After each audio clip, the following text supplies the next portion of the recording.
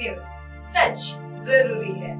नागपुर में बरसात के बाद उपराजधानी में झमाझम बारिश, बार बार बदल रहा है मौसम का मिजाज। सोमवार सुबह हल्की बारिश के बाद दोपहर उपराजधानी में झमाझम बारिश हुई। इसके बाद शाम 7 बजे के दौरान भी कुछ देर तक बारिश होती रही, जिससे कुछ इलाकों में सड़कें पानी से सराबोर हो गई।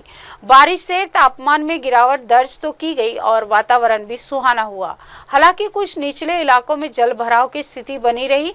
यातायात पर भी थोड़ा असर पड़ा। मौसम विभाग ने आने वाले दिनों में हल्की से मध्यम बारिश की संभावना जताई है। मौसम का मिजाज बार बार बदलने से कभी धूप और कभी उमस का आलम बना हुआ है। कभी बारिश की बूंदें राहत दे रही है। इससे पहले शनिवार को उमस और गर्मी के बीच शाम होते ही हल्की बारिश ने वातावरण को ठंडा कर दिया था। दिन में धूप खिलने से अधिकतम तापमान में मामूली वृद्धि हुई। इससे दिन भर उमस रही। रात को हल्की ठंडी हवा चली। शनिवार को नागपुर का अधिकतम तापमान 31.6 डिग्री सेल्सियस व न्यूनतम तापमान 25.0 डिग्री सेल्सियस रहा। मौसम विभाग के अनुसार फिलहाल बारिश का सिस्टम नहीं होने से आसमान साफ रहेगा और तापमान में हुई मामूली वृद्धि और हवा की गति बहुत कम होने से उमस बढ़ सकती है। स्थानीय स्तर पर भी मौसमी परिवर्तन के चलते शाम को कुछ स्थानों पर हल्की बारिश हुई है। मध्यम से भारी बारिश होने की संभावना नहीं है। रविवार को गरज के साथ बूंदाबांदी की संभावना जताई गई थी। राहुल गांधी की वोटर अधिकार यात्रा से बड़ी कांग्रेस की बार्गेनिंग पावर, तेजस्वी की दावेदारी पर चुप्पी के मायने क्या है। बिहार की सत्ता से कांग्रेस 3.5 दशक से बाहर है। अब पार्टी नेता राहुल गांधी ने वोटर अधिकार यात्रा के जरिए दोबारा से खड़े होने की कोशिश की है।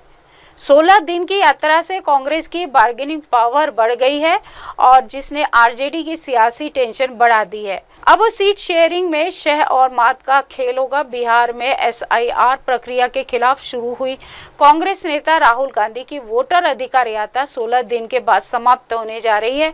लगभग 13,000 किलोमीटर का सफर तय करते हुए 23 जिलों से होकर गुजरने के बाद सोमवार को पटना के गांधी मैदान में यह यात्रा इंडिया ब्लॉक के शक्ति प्रदर्शन के साथ समाप्त हो रही है।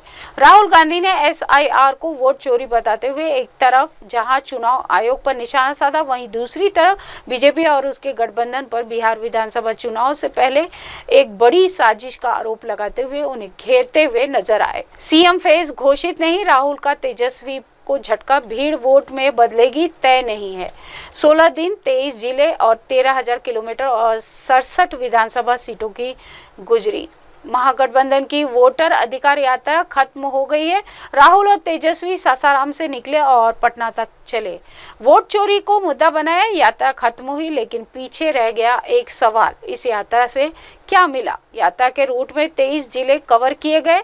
इस दौरान राहुल गांधी 67 सीटों तक पहुंचे हैं।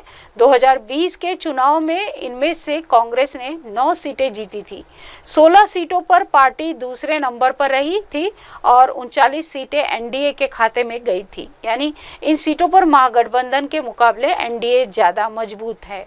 राहुल के सामने इसी स्थिति को बदलने की चुनौती थी। पनवेल में गणपति उत्सव के दौरान भाषा विवाद, मैं मरते दम तक मराठी नहीं बोलूंगा। मुंबई के पनवेल इलाके में गणपति उत्सव के दौरान एक शख्स का ऐसा वीडियो वायरल हुआ जिसमें वह चिल्लाते हुए कहता है, मैं मरते दम तक मराठी नहीं बोलूंगा। यह विवाद 2 परिवारों के बीच चर्चा के बाद बढ़ गया और सोशल मीडिया पर मराठी बनाम हिंदी भाषाओं को लेकर बहस छिड़ी। इसने महाराष्ट्र की भाषाई राजनीति पर एक नया विमर्श शुरू कर दिया है। पंधरवाड़ा से बदलकर हमारा विद्यालय, मराठी भाषा की दुर्दशा पर जन आक्रोश। महाराष्ट्र सरकार द्वारा पंधरवाड़ा के स्थान पर हमारा विद्यालय जैसे हिंदी प्रचार वाले शब्दों को शिक्षा संस्थानों में अपनाने पर जनसामान्य में खासी नाराजगी बढ़ गई है। लोगों, शिक्षकों और मराठी प्रेमी संगठनों ने मराठी भाषा की संस्कृति और अस्तित्व को बचाने की मांग करते हुए सरकार की इस पहल की तीव्र आलोचना की है। इन खबरों में शामिल होने वीडियो और फुटेज हाल ही में ही वायरल हो रहे हैं और महाराष्ट्र में भाषा को लेकर चल रही बहस का जीता जागता प्रमाण है। इसी के साथ देश दुनिया की तमाम खबरों के साथ बने रहे और देखते रहे MNS न्यूज लाइव। नमस्कार। हाय हेलो नमस्कार, मैं हूं पंकज विष्णु और आप देख रहे हैं MNS न्यूज। देखिए साईं बाबा की आरती लाइव शिरडी से हर रोज सुबह सिर्फ MNS न्यूज पर।